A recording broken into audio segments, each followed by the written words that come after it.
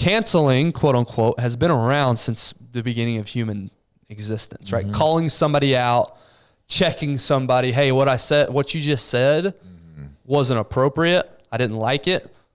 Let's talk about it. The difference is, for most of human history, you had to do that in person.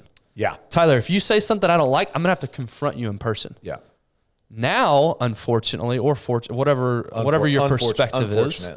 Whatever your perspective is. And that's the other thing. I'll put a bold label on it. Yeah. You think it's unfortunate? I think it's unfortunate. So, again, reading this article, it did open me up a little bit that we're all, just like any issue, we're all coming about this with our own perspective, with our own baggage in place. For sure. So some people obviously really appreciate this. But now, like I said, what I was getting to is now I don't have to have ever met you or talked to you a single day in my life. Yeah. I can still call you out because I see what you're tweeting. I see what you just posted on Instagram. And we're creating this culture is what it is of quick reactions. I don't like what you said. I disagree with what you said. Let's get rid of you. Yeah.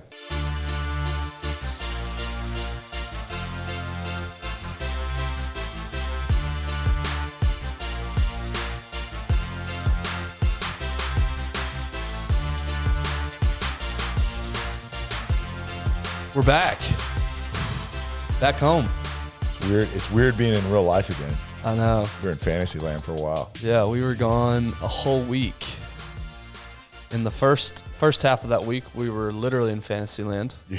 I mean, it was not reality in any shape, way, shape, or form. No. We were in Laguna Beach, which if you've never been to Laguna Beach, find any way you can to get out there. Whatever it takes. It's paradise. Yeah.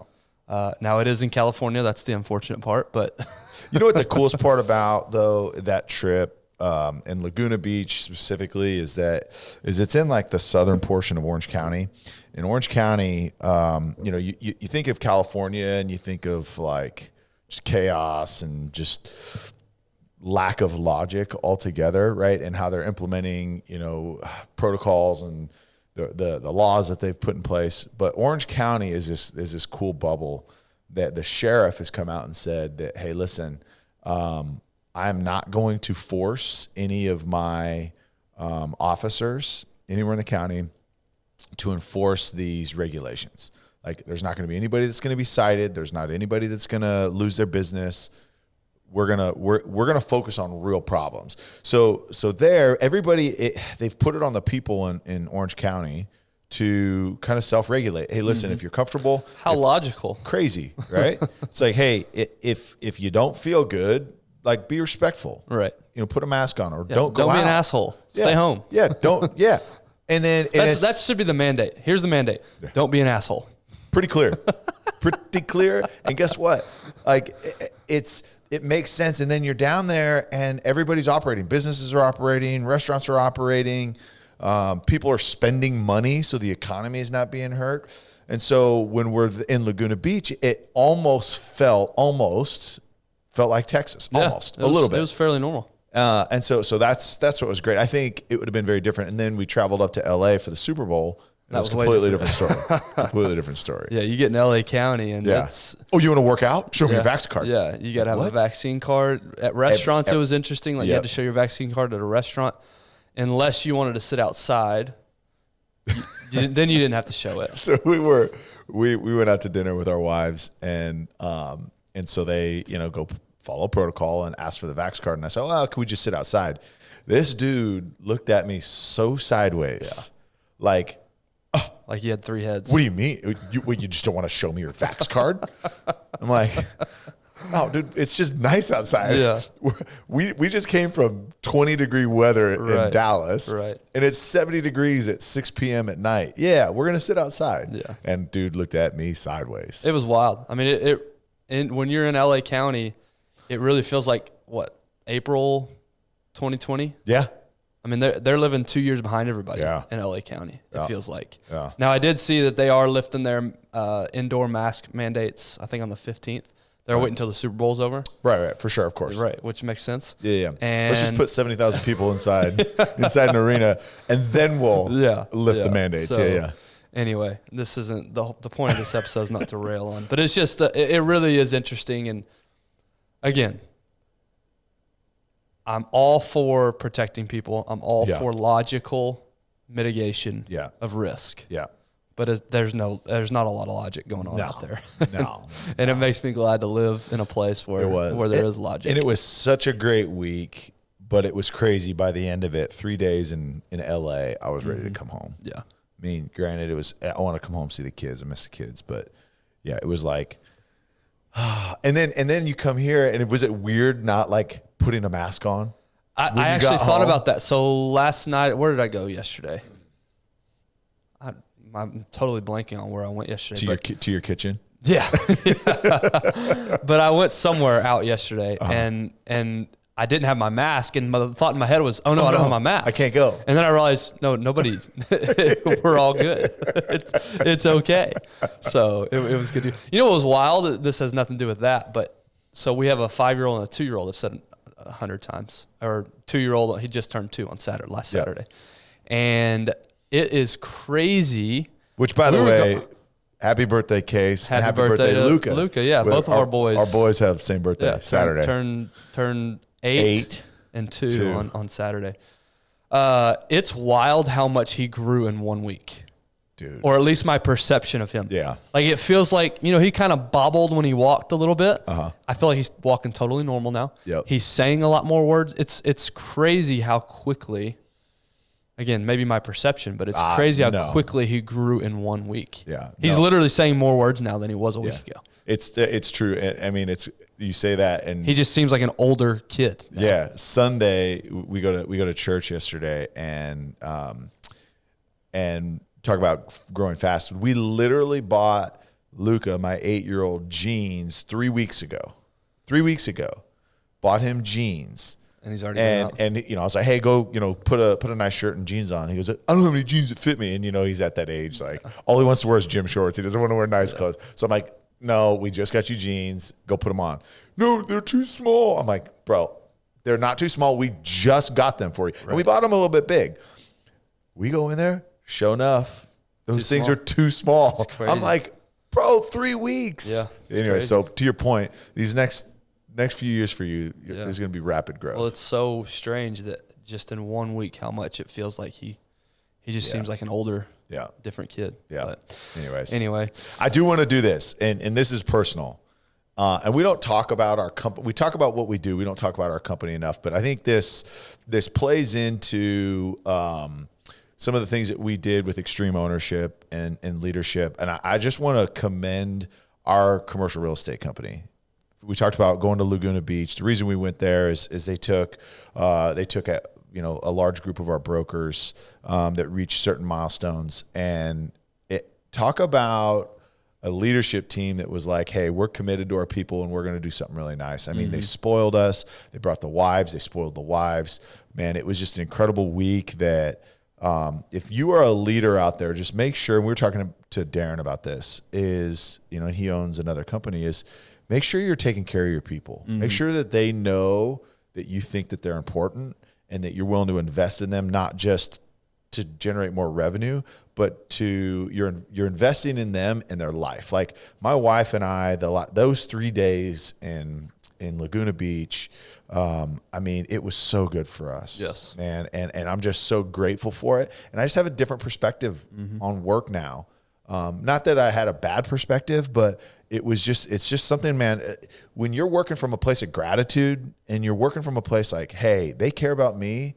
Like I care about them being successful too. Like I care about this company doing well more than I did before. Not that I didn't before, just more, right? It's elevated. So if you're in a leadership position, ownership position, you're a partner, whatever it may be, man, it is really powerful to us peons when you act like we're important and you take care of us. It's something I thought that, man, it just needed to be called out. So ESRP, Sharon, Kara, Darren, who's one of the partners. I don't give Darren any credit for that. No, he just showed up. He's just there because he didn't want to get fined. No, but to that point, I'm about to finish the book. It's called The Power of Moments. And I actually want to discuss this book at some point here on the podcast because I think there's a lot of lessons in there that people could apply when we talk about maximizing your life. And it talks about exactly what you just said, creating these moments for people in this scenario for your employees that they'll never forget. Yeah. We will never, as long as we live, we'll remember that trip. Yeah. Because they took the time, they made the investment that this was worth. But you know what? One thing they did, and this is if you're a business leader out there, yeah, it's great. Take us to some paradise beach. That's awesome. But I thought one of the coolest parts of the whole trip was the last night we were there at the dinner when each leader came up. They picked 2 individuals to speak on, and they just talked for 3 or 4 minutes about that individual. And it was really nice to hear that appreciation, because you don't hear appreciation a lot. That's just, we get into our normal routine, we get going. Don't underestimate the value, if you're a leader or a parent or whoever listening to this, don't underestimate the value of kind words to people and how much it means when you show appreciation. Yeah.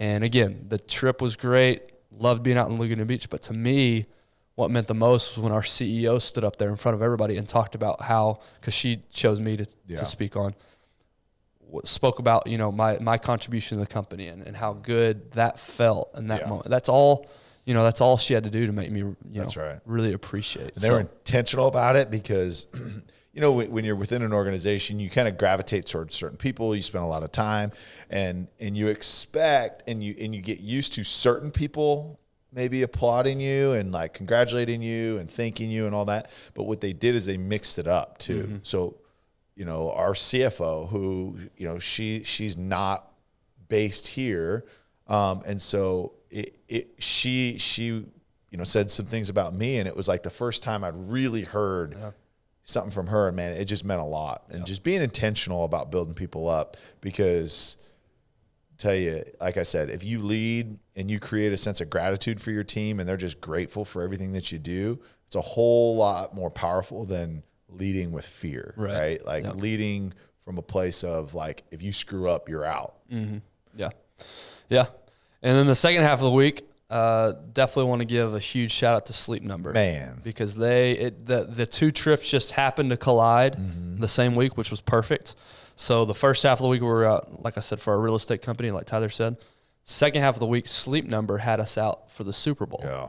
And at Radio Row, which in this scenario was at the LA Convention Center, it's this massive, you know, convention center with all these different radio shows and podcasts and things. And Sleep Number invited us out to their booth, or it was more than a booth, their set. Yeah. And had us do a couple of interviews with players, had us do some podcast interviews, which you just heard. One on Monday and then one the previous Thursday, I believe. That's how it worked out. Anyway, but yeah, it was an awesome experience with Sleep Number. We got to speak with Dak. We got to speak with Justin Jefferson, receiver for the Vikings. We got to speak with Austin Eckler. Brandon Marshall was out there, which that episode will come live, I think, this next Monday, which I know I say this maybe more than I should, but it really every time we have an amazing interview, it knocks off somebody from my top 5. Yeah. That was a top 5 interview. Yeah, and it'll come out this Monday. Yeah. But that conversation with Brandon Marshall is for sure a top 5 interview or conversation since we've started this podcast. Totally agree. And so, you know, and there was wisdom, but the whole experience, right? And we talked to Dr. Polos, who's a sleep doctor, a sleep specialist. You know, one of mine, and unfortunately the sound quality was not awesome. Yeah. But I loved the interview that we did with Shelly Eibach, the CEO of Sleep Number, and Robert Woods, talking about their interactions with cancer, and then what they both are doing, what Sleep Number is doing with the American Cancer Society, and then also what Robert Woods is doing. And man, that was because that was emotional. I mean, Shelly lost her husband, I guess 5 years ago now, to leukemia. And I mean, man, her story and her resilience and persistence, it was just incredible, man. It was emotional, but what she's doing with the platform that she has is incredible. Yeah. And she's going to be making a difference, man. That one was awesome. How awesome was she just as a person? Golly. Just genuine, kind. Yeah. And that's why I'm so glad that we're partners with them. And we look forward to a long partnership with them. It's because of people like her. That's right. And everybody we probably interacted with 15 or 20 Sleep Number employees, and every single one of them, just kind, gracious, just amazing, generous, everything. They were so great to work with, and we really, really appreciate our time. So If you didn't believe us before, believe us now. Yes. That not only is the quality of their mattress and their beds next level, but the people behind it 100%. Are next level. And that's a company that we can get behind, and that's a company that we can support. So get yourself to a Sleep Number store anywhere you live in the country, or get yourself to sleepnumber.com for all your needs from a sleep standpoint. So thank you so much to Sleep Number for an amazing week, which leads us to our discussion today. And this first little story sort of has something to do with it, but not really, but it'll all tie in at the end. So I'm sitting on the plane as we're about to come back, and we're about to pull away from the gate. And there's this kid sitting in front of me, in the row in front of me. He's probably, I would say 18, 19, something like that, maybe. Young, late teens, maybe early 20s. Young kid. Yeah. And he's sitting there on his phone. And it was kind of an eye-opening experience for me, because I wasn't trying to, overlook him, or I wasn't trying to. You're looking at the crack seat. I know you were. Well, no, he was holding his phone up so I could see clear as day. And he was on TikTok. And what struck me about this and gave me a new perspective on this whole social media thing, and again, he's just one kid. I'm not saying he represents everybody in that demographic, but it did give me some insight. So he was on TikTok, and TikTok's a quick consumption platform anyway, right? I don't know how long videos are, 10, 15 seconds, something like that, if that. Yeah. And the speed that he was going through that app was unbelievable. Yeah. So what would happen is he would have a video up, and I'm not kidding. I'm not exaggerating when I say 3/4 to 1 second would go by, and he would already double click and like the video. Hasn't seen anything about the video, has consumed nothing. He would double click. He would go right to the comments section. He would go down the comments, click on 5 or 6 comments that he liked, like those. I don't even know if he read them. He would just like them and then swipe up to the next video. He would spend literally 4 seconds on each video. That's how quickly he was consuming and how quickly he was scrolling. And I bring that up to say, number one, if you're putting your worth in social media likes, understand that there's a population out there. Not a ton of substance behind those likes. Understand there's a population out there that's how they're consuming your content. So you may think you put out some fire video and realize that some people aren't even watching it. They're just double. So don't base your soul. That's lesson number one. Lesson number two, though, which leads into what we're talking about today, is this idea of reaction first, think later. Yeah. And I think that speaks perfectly, and again, I'll dive into more of that later on in the conversation, but that speaks perfectly to what I want to talk about today, which is cancel culture. This idea of, quote unquote, canceling people because of something they said in the past, because of a viewpoint that they have that's different than yours, because of an action that they took in the past, something like that. It's this culture that we've created really in the last few years with the advent of social media, of somebody said something I don't like, somebody said something I disagree with. Let's get them either silenced, let's get them to lose their job, let's get them deplatformed, all of the above. Let's do something to show them our displeasure. And I actually was reading some articles on this. I didn't want to come in here just completely and wing it. And it's actually interesting. The Pew Institute did a study, a survey of thousands of people. And what they found was about half the people never even heard of this term before. Yeah. Cancel culture. Yeah. Had you heard? Yeah. I'm assuming you have. I've been very aware of it. My wife is the population that had not. So what is that? Yeah. Okay. Yeah. So I just assumed everybody knew what it was. It actually surprised me that so many people didn't know what it was. But it makes sense. If you don't spend a lot of time online, I guess, how could you know what it is? Yeah. So if you're listening and you don't know what cancel culture is, there is a definition for it. It's cancel culture or call-out culture is a modern form of ostracism in which someone is thrust out of social or professional circles, whether it be online, on social media, or in person. And the interesting thing about this idea is it's not new. It's just a new form of it, right? That's right. Canceling, quote unquote, has been around since the beginning of human existence, right? Calling somebody out, checking somebody, hey, what you just said wasn't appropriate. I didn't like it. Let's talk about it. The difference is, for most of human history, you had to do that in person. Yeah. Tyler, if you say something I don't like, I'm gonna have to confront you in person. Yeah. Now, unfortunately, or whatever your perspective is, whatever your perspective is, and that's the other thing. I'll put a bold label on it. Yeah, you think it's unfortunate? I think it's unfortunate. So again, reading this article, it did open me up a little bit that we're all, just like any issue, we're all coming about this with our own perspective, with our own baggage in place. For sure. So some people obviously really appreciate this. But now, like I said, what I was getting to is now I don't have to have ever met you or talked to you a single day in my life. Yeah. I can still call you out because I see what you're tweeting. I see what you just posted on Instagram.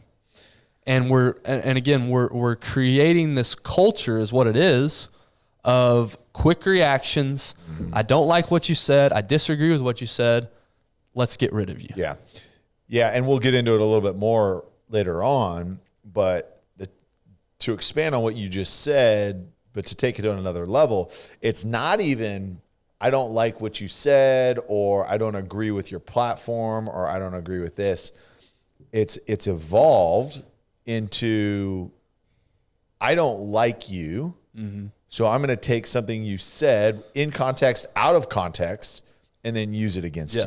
It's less about cancel culture, more about attacks. Right. And that's what I have a really hard time. Listen. Well, that's a subsection of the big umbrella. Overall deal. That's one of the ways, and that's what I wanted to talk about was some of the good, quote unquote, good ways cancel culture helps. Yeah.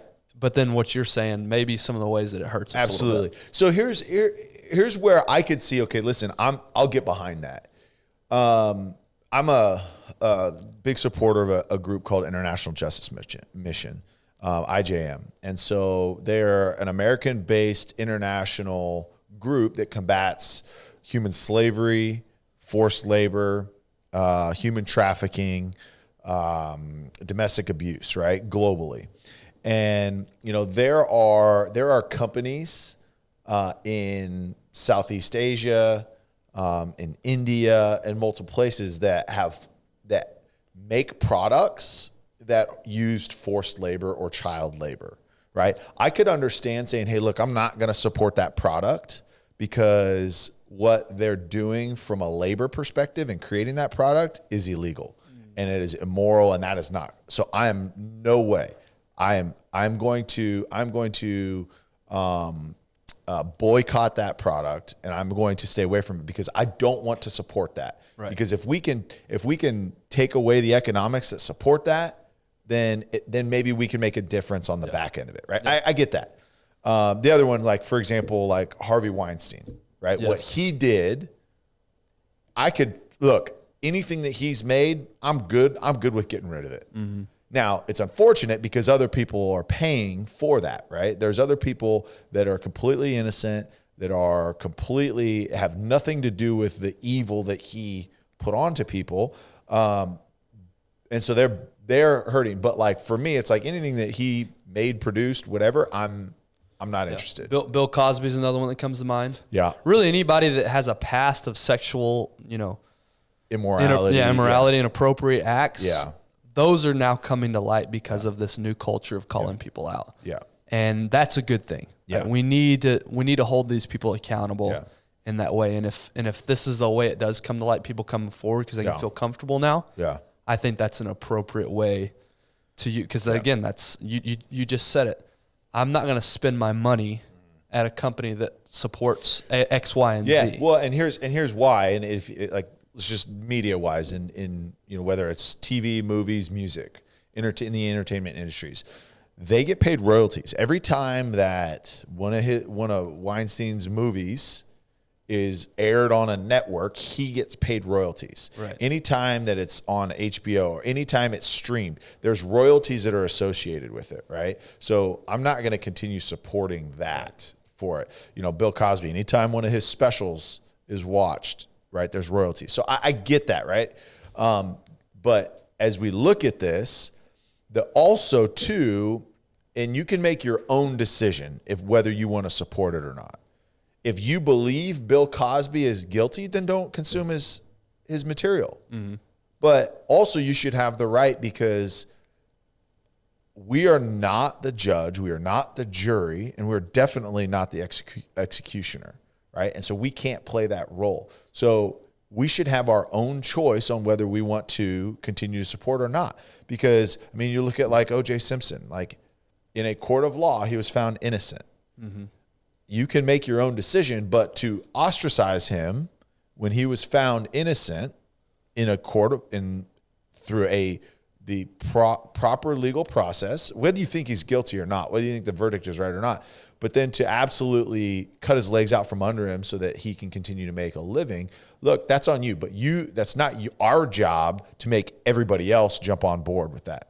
It's your own decision. And I can't get on board is you force your opinion on the public because you think something is wrong when maybe other people don't. The legal judicial system has found that person. I'm not saying just OJ. I'm saying overall. Or, I mean, there's things like right now, and we're going to obviously get into that, is like the big one right now is Joe Rogan. Yeah. It's Yeah, before we get into Joe, though, I want to ask you this. Do you see any scenario where it's appropriate to band together as a community? So I think what I hear you saying is, hey, if I don't like what Bill Cosby did, or Eric Weinstein, is that his name? Harvey Weinstein, sorry. Two different people. Yeah. If I don't like what they did, I'm personally just not going to consume anything. I'm going to ignore them. I'm not going to purchase their products. Do you see a scenario where it's valuable for me as an individual to band with other people? Mm-hmm. Let's all get together. It's more powerful if everybody knows about it, as opposed to me just making the personal choice. If you have the facts, right? If you have all the information. But like you said, how fast we're consuming information, we hear one little snippet and we make a decision without all of the information available to us or having done any research. That's one thing as a culture, we do zero research. We don't spend nearly enough time actually digging into what it's hard to know the exact truth, right? But as close to the truth as possible with all the information available. We just literally see one person say one thing, and that now is gospel. Right. And that's wrong. Yeah. Because honestly, it's lazy. Yeah. It's lazy as a culture. It's efficient. It's lazy. This is much easier. This is a path of least resistance. Right. But in cancel culture, the challenge is now you're ruining somebody's life. Right. You're ruining somebody's family. Mm-hmm. For something that you don't know if it's the truth or not, but someone else said it was, so it must be. Right. And that, to me, that's unfortunate about this. So to your question, yes, if we have all the information, if we have all the facts, or if we have enough that we're confident that that's the truth, yeah, like a community band together to get rid of Harvey Weinstein's, body of work, I'm all for it. Yeah. Like if you have all the information, right? And I'm not saying I'm saying, hey, because there's some evil things that he did, okay, and the truth has come out. The truth has come out about that. But just to on a whim, somebody just blasts something, and then you take down his entire ability to earn a living, and you affect his family, his kids. Nah, I'm not on board with like banding together and a mob with torches and pitchforks just because you heard one thing. Yeah, no, totally agree. Totally agree with that we do need to slow down, in my opinion. Because again, like that guy in front of me on the plane, he's not slowing down. He doesn't even know what the video is before he's pressing the like button. Right. So if he's doing that, what's he now commenting on that he doesn't know the whole story on? That's right. What's he sharing that he has no idea? And again, I'm picking on this kid, but to me, it's an underlying problem that a lot of people are consuming information that way.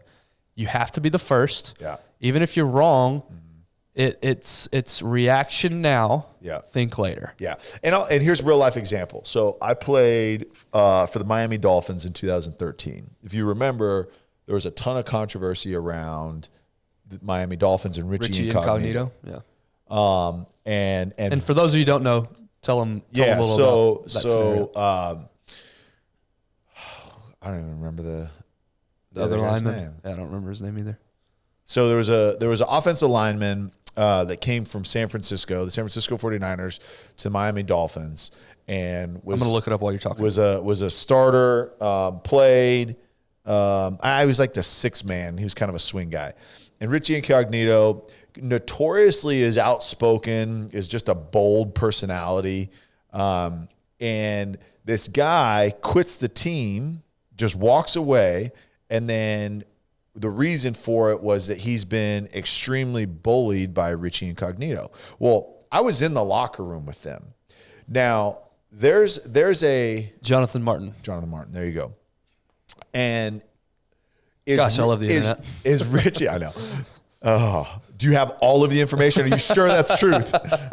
You were only on it for 5 seconds.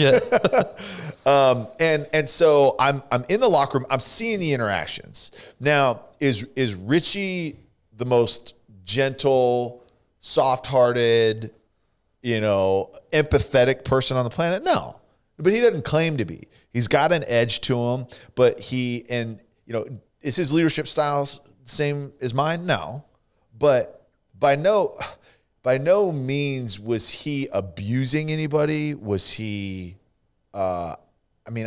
bullying? But here's the problem: is you're in an NFL locker room and you're a young guy. There's things that you go through that help the maturing process, to be able to handle conflict, to be able to handle criticism, to be able to handle things, because that's real life in the NFL. Is you have to go out and go to war every Sunday with another human being that is top 0.001% of athletes on the entire planet. Mm-hmm. And so you're telling me that, it's bullying because of it? No. And I was there. I was there every single day. Are they joking? Is there shots? Is there things that I probably wouldn't do? Yeah, absolutely. But now Richie almost got excommunicated from the NFL because he had this bullying and this label that, in my opinion, my personal opinion, was not true. But somebody blasted something because Jonathan Martin said that's why he quit. Here's the reality: is he didn't like football. He didn't. Now, did he feel like he was being picked on? Maybe. But that was overblown, in my opinion, because he didn't like football. Yeah. And he wanted a scapegoat. So Richie now has to wear this for the rest of his career. There are probably, I'd say 90% of the people that play with Richie love Richie, that played with him. People that played against him hated him. I hated him before I played with him. And then I got to know him, and I understand who he is now. I get it. But again, it took time to actually dig into who he was, how he interacted with people, his leadership style, what he was trying to do. He's a guy that would die for his brothers. He would do anything. Now, his delivery is very different than other people. But again, he had this label, he had this cancel culture attack on him, and he almost lost his NFL career. And he ended up ultimately playing for another 6 or 7 years after that. Yeah, I think he's still active. Is he still? I think he's on the Raiders. He was hurt this year. But yeah, okay. Yeah. But yeah, here we are, 22. So almost 9 years later. Yeah. Still playing. Yeah. But cancel culture almost took him out. Right. And that was the start of it. And I know you said it's been more recent on social media, and that's true, but that's an example of, okay, you really don't have all the facts, and we really don't have all the facts. And it's hard to even get the facts from the news because, as we've talked about it, it's get it out loud, get it out fast. Don't care about how accurate it is. Yeah. Yeah. So that's definitely one element of the ugly side of cancel culture, right? Is we don't have all the facts. We're just going to go off of what we hearsay. Yep. Another thing is what you started to mention is the whole Joe Rogan controversy right now. And that's a scenario where we want to cancel, quote unquote, cancel somebody because we disagree with the information that they're putting out. And to me, this is so strange that they're attacking him so hard based on a podcast. Now, I get it. His podcast reaches, 11, 12, 13 million people every single time he presses record. Yep. So there's a lot of people impacted by this.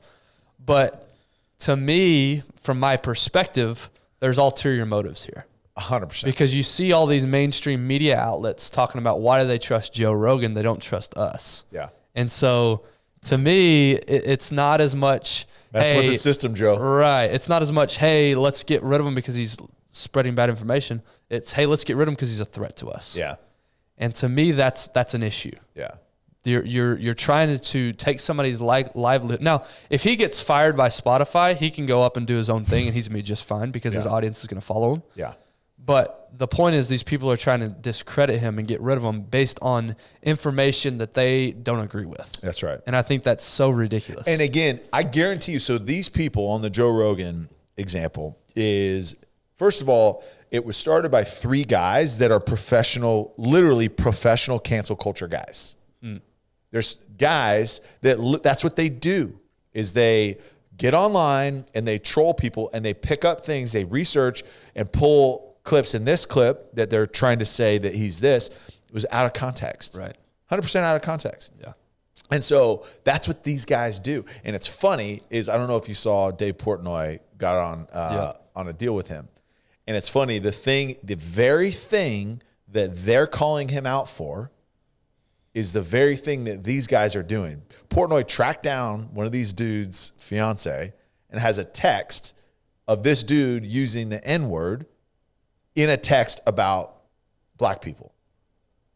And it's like, that's the problem, is we hide behind the computer screen. We're pointing the finger saying cancel, cancel, cancel, when the dude behind the computer screen, for lack of a better term, is a piece of garbage as well. Right. So there's no accountability. There's no like, oh no, I'm gonna sit behind the screen and I'm gonna cancel you because that's what I do. Yeah. And then, but again, are you kidding me? Yeah. And this all started because of COVID misinformation that they felt he was spreading. He had a couple of controversial guests on that were talking about COVID, and they made some statements that the mainstream doesn't agree with. And that's what started this whole thing. But they're trying to deplatform him and trying to get him off because he's quote unquote spreading dangerous information. But he's spreading okay. And again, I know everybody that's supporting Joe Rogan in this is saying the same thing. But he's spreading information from both sides. Right. In order to make a decision, you have to have all of the information. And some of his guests feel one way, the other guests feel another way. Yeah. Joe has his own opinions through his own experiences that he has shared. But by no means, if you go back and you listen, by no means is he saying this is the truth, this is the truth. He's just giving people platforms to talk about it so that his audience can hear both sides. And that's what's so backwards. And here's what blows my mind. Is if you go on and you post something about COVID that is contrary to what the mainstream media, the CDC, the president, whoever it is, if you say anything that's anything contrary, you've got an alert down on the bottom that this is COVID, right? This is COVID related. And guess what? You click that link, it takes you to what the message that you're trying to spread. Right. Okay. But if you say anything that is in line with it, you don't have the alert on the bottom of it. Why is that? Why is that? So Joe is a guy that's like, listen, I'm just going to put information out there. I'm going to have deep conversations. I'm going to ask the hard questions. And if anybody listens to Joe asks some of the best questions. And he's not asking for himself always. He's asking like, hey, I'm the people. They want to know this. So I'm going to ask that question.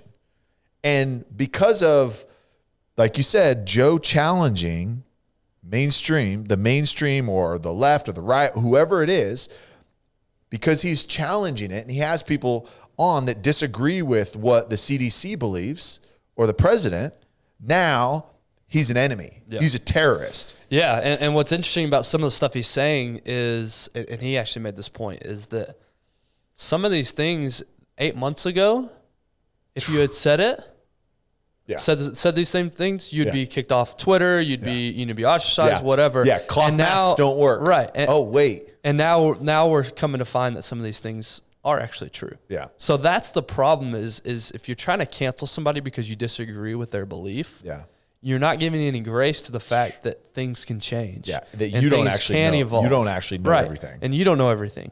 So that's the downside of cancel. And it's like we're saying, it all leads back to react first, think later. Yeah. Is we're so up in arms about these things that we're not giving any time for things to change. That's right. And another thing, and just we don't have to go down this road too far, but the whole apologizing thing. I don't know if you've heard there's a mainstream thought out there amongst people that are getting canceled that you never apologize. You never come out and say, I'm sorry for, I did this or that. And Joe came out and apologized for the second video that you're talking about. Yeah. And people were getting on to him for it. Like, you can't ever apologize. You're just giving what they want. They'll never stop at that.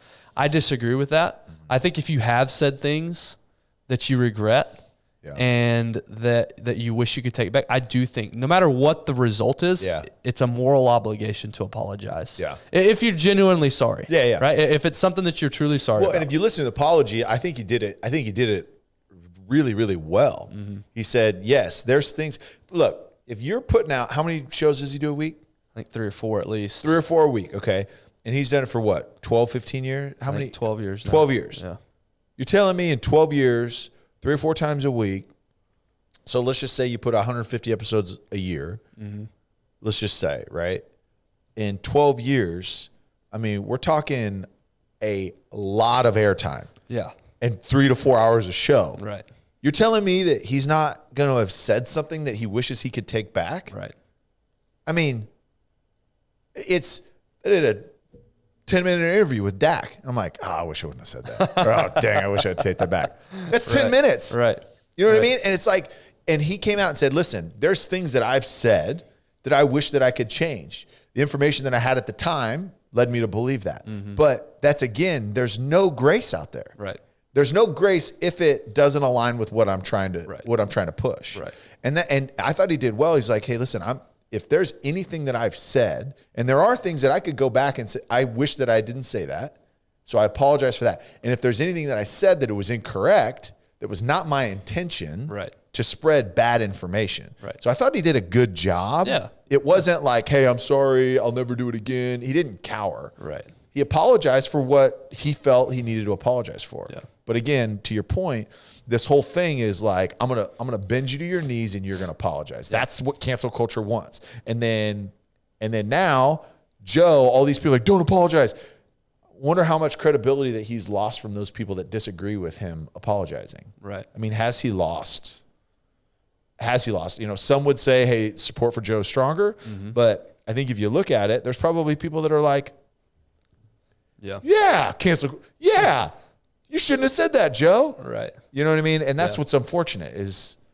Yeah, and Dave Portnoy is another example of the cancel culture. So if you don't know that controversy, this was a couple months ago now, but he was being accused of sexual misconduct with a young lady.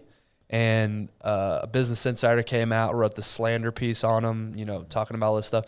He's actually gone back and proved his innocence through old text messages, through conversations, through witnesses. Yeah. And in that scenario, the motive was, hey, we don't like this guy. Yeah. He's got, he's too powerful. Whatever the motive was, let's try to get him out. Canceled, right? Yeah. Let's try to get him out based on incorrect information. Yeah. So that to me is just another example of how this is a bad thing of improper motivations, improper motives of we're trying to cancel this guy just because we don't like that he has all this, success and power and money. Yeah. And so those are two dangerous roads to go down, in my opinion. You don't agree with somebody's information, so you want to cancel them, or you think somebody's too powerful or too successful and you want to cancel them. Well, and so this has been a tactic that's been used in politics for years, right? And now it's made it over into mainstream culture. But to the politics side, people joke with me like, oh, you should run for mayor, or you should do this, or you should. And it's like, no, because whatever I've said 15, 20 years ago, whatever I did 20 years ago, right? People are going to dig up and think about how many people that have run for politics that people on the opposing side's only job is to dig up dirt on that person. Right. And everybody, I don't care who you are, every single person has skeletons in their closet in some form or fashion. There's something that we've all done that we are not proud of. Every single one of us. Some worse than others, right? But that's why we have an absence of actual true leaders in politics. It's because it's like, I don't want to subject my family to that. I don't want to go through that. So I'm not going to even get involved in that. And now we've got people in there that are just there just to be politicians as a career, to make money and to do things that, can make them ultimately the most money, because if they're passing things through, on the legislation side, companies will support that. Right. And I think it's unfortunate because now our leadership as a country is suffering because of this cancel culture tactic. Yeah. All right. I want to take a quick minute to talk about our partner, Choctaw Casino and Resort.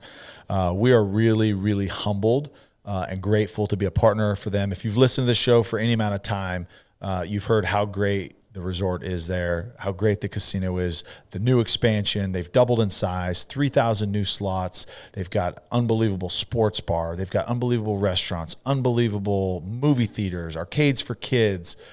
It is endless, the things that they've not only improved but added. But it's just the experience that they provide is second to none. Choctaw Nation has done an incredible job with the community, with philanthropy, with support. They have just done incredible things. So we are extremely humbled and grateful to partner with Choctaw Casino and Resort. Make sure, I know you know it, it's just a short drive up 75. Go check them out. And now back to the episode. Yeah, so I want to wrap it up and talking about what do we do about it, and how do we go forward with this, because one avenue is, you said your wife's never heard of it. You said Tiffany's never heard of this. Yeah. That's one avenue. Just get offline. It's not going to bother me because I don't even know what it is, right? I'm not involved. I'm living my life. I'm day to day. And that can work for an older generation. I get that. Your wife doesn't have to be online for any reason. Right. It's not going to help her raise her kids better. It's not going to help her be a better wife to you. It's not going to help her in her business. None of that's going to really help her for what she's doing. And a lot of us fall into that bucket. However, we're raising kids in this environment. And to me, that's where we need to have discussions. It's like anything, you talk to your kids about drugs, you talk to your kids about sex, you talk to your kids about all these different things, alcohol. Add this to the list of things we're going to have to cover with them, which is, how do you conduct yourself online, and how do you conduct yourself in this culture of wanting to just get rid of people that we disagree with? Yeah. So I wrote down a few things that I want to make sure I instill in my boys. I would love to hear what your thoughts are of what are you, because your daughter is 11? 10. Your oldest child is 10. She's starting to get to an age, she will have a phone here, in the next few years. 6 years. So now, 6 years, well, there you go. So you've already established she's going to wait.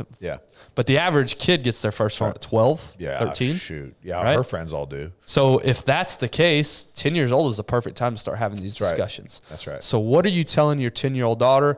What will you tell her in the future about this particular topic? So number one, I think it's got to start with grace. And it's got to start with understanding that people make mistakes. Nobody is perfect. And that, listen, it's not our job to judge other people. It's our job to love other people. And so if somebody says something that they disagree with, my advice is, hey, my daughter's name's Gia. Gia, ask questions. Ask why they think that, or ask why they feel that way. If someone else tries to cancel someone else, because it's happening in like junior highs and high schools all the time. Like, think about it, right? Is literally kids will get other kids to rally to take down the popular kid because of something. It's literally happening in smaller scales because of this social media platform. And so my advice to her is, hey, listen, if this happens, instead of jumping on the bandwagon, just ask more questions. Okay, why is this person saying this about that person? Is what this person's saying true? Is that person actually what they say they are? So really dig in and ask questions. And one thing that Tiffany and I are really big on is we want our kids to be a light in a dark world, right? We want our kids to stand out. We don't want our kid to be a member of the mob. We want our kid to be able to swim upstream, go against the grain, and we want them to be able to stand out and stand up for something. And so it takes time to make a decision, right? There's benefits of being decisive and acting quickly, but there's also benefits in slowing down, processing information, and then making the right decision. Yeah. And so with our kids, before they jump to a conclusion, is one, approach it with grace. because there's going to be times in everybody's life that you're going to need grace. So be the first one to give it. Yeah. And then 2 is slow down and let's process the information. Let's ask questions. Let's get to know both sides before you align yourself with something. Yeah. Yeah. And 1, does it align with your foundational beliefs? Yes. Like that's got to be first and foremost. That's the problem is we don't have foundational beliefs as a culture in the most part. So we just drift in the wind, and wherever we go, whatever is popular, we're there, and then it changes. And it's just, you have to have a foundation that you can stand on. And does it align with it? Yeah. No, I love that. And that actually ties into the first thing I wrote down, which is it starts with, I'll use your word, the foundation. It starts with the person that they're trying to become. Yeah. Who do I want them to be? Who do they want to be in the real world? Yeah. Do they want to be somebody that's kind, gracious, somebody that listens, somebody that takes, perspective and hears different accounts and sees different viewpoints and does their research, somebody that slows things down and thinks logically? If that's the person that they are in real life, that's step number 1 for me. Yep. Because that's the type of person they're probably going to take on these online forums. Yep. Right. So first, it's establishing those, to your point, those foundational principle values that I hope that they have. Yep. That's number 1, because, it's the saying, most successful people, there's not any successful people out there that are trolling or that they're hating on people online. That's right. They're too busy doing their own thing. Right. Yeah. So that's where it starts to me, is what kind of person are you? Yeah. Do you have integrity? Do you have morals? That's where it starts. And then now once we translate to the online world, something that I want to constantly remind them is everything that you put online is there forever. Yes. If you post it, even if you want to delete it, if you post it, it's there forever. Yeah. Remember that. Yeah. That old tweet that you had in 2009, I guarantee somebody, Tyler, if they wanted to cancel you, they could go back and find things that you've done or put on Facebook back in 2010. Yep. Because whether you know it's there or not, somebody can go dig it up. That's right. So think before, what was it? Who was that coach? Herm Edwards. This was 2011, 2012, something like that. He was speaking at the Rookie Symposium, and it went viral. The quote went viral. Don't press send, right? That was his takeaway message was think before you press send. Yeah. Think before you post. So that's one thing. That's another thing I wrote down. Lead with grace. This ties in exactly what you were saying, which is understand the full story before you jump on the bandwagon. Yeah. Before you pile on and say this person's a piece of shit, let's figure out what really happened. Don't just take the first opinion that you see and take that as gospel. Do your own research. Dig into a little bit. You don't have to be there's nothing at stake by being the first one. You're just the first one in line to look like an ass clown is all you're doing there. Yeah, that's right. Right? So take some time, do some research first. Another thing I wrote down is stay away from online arguments, for goodness sake. Gosh. Yeah, Has anything ever been solved 100% purely online? In the comment section. In the comment section. Has anything have you ever legitimately changed somebody's mind? Probably not. Because these are discussions that are supposed to be had in person. Yeah. That's how we've evolved for thousands of years is human to human interaction. Yeah. If I have a problem with Tyler, I'm going to go talk to Tyler about it. Yep. I'm not going to tweet at him. I'm not going to say you suck. I'm going to go talk to Tyler in person. That's right. So to me, just avoid those arguments altogether. Yeah. Have some maturity about you. Yeah. Have some wisdom about you that knows that nothing's going to be accomplished. Even if I completely disagree, you know what I can do? I can turn it off. I can ignore it. I don't have to comment just because I disagree with something. Yeah. So that's something I wanted to take. And then, I think that was my last one I wrote down. Yeah, I mean, just having those, and I thought of one other one that I didn't write down, but I forget. It's escaping me now. But I think that's the point. Is I need to sit down and think about these things. And thoroughly. one thing, too, is if you're online and you're active online, is just have some composure about you, right? Don't react. Like if you do feel like, because there's times that like I'll see things that I'm not even, and I start to I feel my heart rate increase. I feel like, okay, I'm starting to get like angry here. Mm-hmm. And literally, like you said, just turn it off, take a breath, think through it, and 100 times out of 100 times, I forgot about it in 2 minutes. Right. So just have some composure about it, because like you said, your comments, if you post it, it's there. Right. It is there. Yeah. You can't take that back. Yeah. And honestly, like, this isn't like going like conspiracy theory, but like, I do feel like all of that is being retained. It's being monitored. Like, more and more, I think people are going to be held accountable for what they're posting online. From for like sure. comments, like more and more, because, and it's scary, because this idea of free speech is kind of a fleeting a concept and idea, and right, because we don't really truly have free speech anymore, because it's either getting pulled down or we're being attacked for what we say. Yeah. So just be very careful. Have some composure. If you do feel like you're starting to get worked up about it, just take a breath, turn it off, and walk away for a minute. Yeah, Jocko says it. All psychologists say detach from the emotion of the situation. It's a simple, like sometimes physically stepping back. Yep. And taking yourself away, because it's so easy to just react. We all struggle with that. Yeah. We all see something, we want to react immediately. 10 times out of 10, it's better to take a step back, think logically. If you're still feeling a certain type of way, then maybe go for it. But again, you're not going to solve a lot of things online. Yeah. How do you solve things? You solve things by fixing yourself, by leading yourself, by being the person that you want to be. Yeah. That translates to your inner friend circle. That translates to your community. That translates to the bigger picture.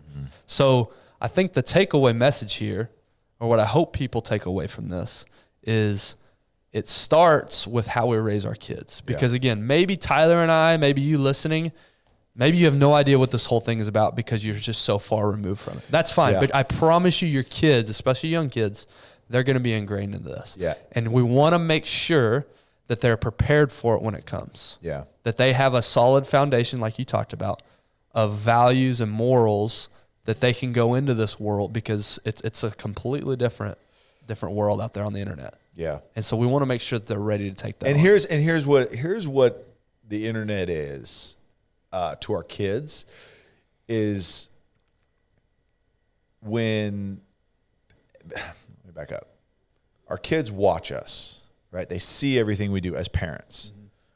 If we're parents that are spreading gossip, that are spreading rumors, that are getting into that, because kids listen when, couples get together and we're talking bad about someone that's not there. They see that, and their application of that is online, right? They're saying things online about other people that they don't have all the information for. So just be very careful about the example that you're setting for your kids, even in face-to-face interactions with friends. If you're talking about other people, if you're talking bad about other people in front of your kids, like that is setting the example that it's okay to talk bad about people without having all the information online. Yep. So just be very aware of the example that you're setting. And it's something that like we all struggle with. Like it's a very real deal. When they're not there, we talk about it. We laugh about it. We get angry about it, whatever. But just be very aware of who's watching, because they're going to take that and they're going to translate it to their media, right? Not conversation, but online. Yeah, and thank goodness this stuff wasn't around. I can't imagine, again, I've said this before, it's hard to imagine being a kid today. Yeah. And all the stresses of being a kid, and now you pile on top of that instant access to anything. Yeah. There's so many things in my past that I shouldn't have said that I wish I could take back. And thankfully at the time, it wasn't right to say, but thankfully there was no there was no platform for me to broadcast to the world and ruin my life. Yeah.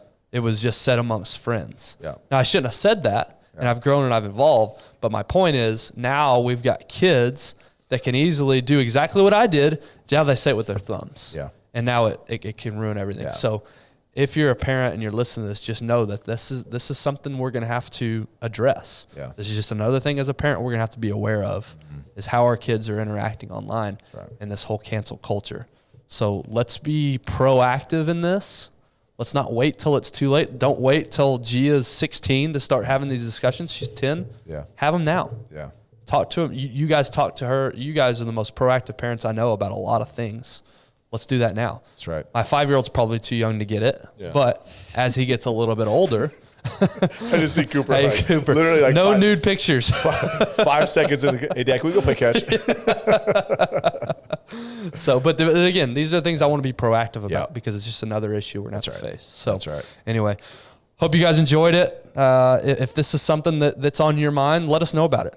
Shoot us a DM on our Instagram at one.shot.pod.